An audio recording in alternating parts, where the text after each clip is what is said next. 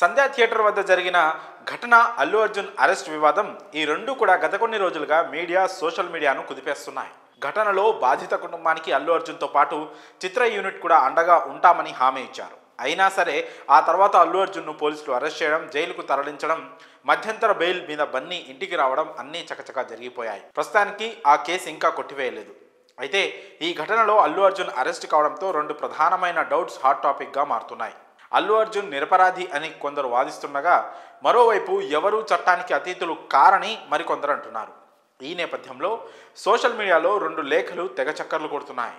అందులో ఒకటి సంధ్యా theatre management police బందోబస్తు ఏర్పాటు చేయాలని కోరుతూ రాసిన లేఖ, మరొకటి పోలీసుల నుంచి వచ్చినట్లు చెప్పబడుతున్న ఆ అభ్యంతరాలను తిరస్కరించిన లేఖ.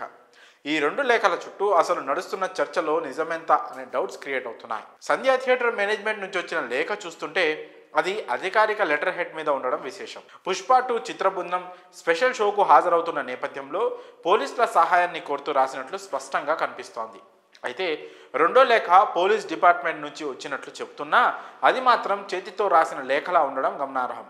రెండో లేఖ అధికారిక లెటర్ హెడ్ పై రాలేదు. పైగా పేజీని బాగా పరిశీలిస్తే అది స్టేపుల్స్ కు సంబంధించిన కాగితంపై రాసినట్లు కనిపిస్తోంది. దీన్ని బట్టి సోషల్ మీడియాలో ఈ లెటర్ నిజమా కాదా అనే కన్ఫ్యూజన్ క్రియేట్ అవుతోంది. అందులో హీరో హీరోయిన్ ప్రొడక్షన్ యూనిట్ 4/12/2024 థియేటర్కు రాకూడదు అని స్పష్టంగా రాసి ఉంది. కానీ అది అసలు అధికారిక లేఖ కాదని, ఏదో ఎడిట్ చేసిన లేఖ అయి ఉండొచ్చని కొందరు అభిప్రాయపడుతున్నారు. అల్లు అర్జున్ అభిమానులు ఈ లేఖను తీవ్రంగా ప్రశ్నిస్తున్నారు. పోలీసుల నుంచి వచ్చిన లేఖ నిజమేనా, అది డిపార్ట్మెంట్ అధికారిక లెటర్ హెడ్ పై ఎందుకు లేదన్నది ప్రధానంగా చర్చకు దారితీస్తోంది. లేఖ అసలైందా లేదా అనే అంశం కేసులో కీలక పాత్ర పోషించనుందని విశ్లేషకులు భావిస్తున్నారు.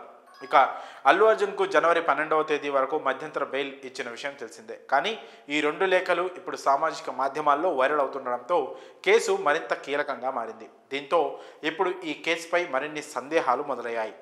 దీనికి సంబంధించి మరిన్ని విషయాలు తెలియాల్సి ఉంది. మరి ఈ విషయంపై మీ అభిప్రాయాలను కామెంట్స్ రూపంలో తెలియజేయండి.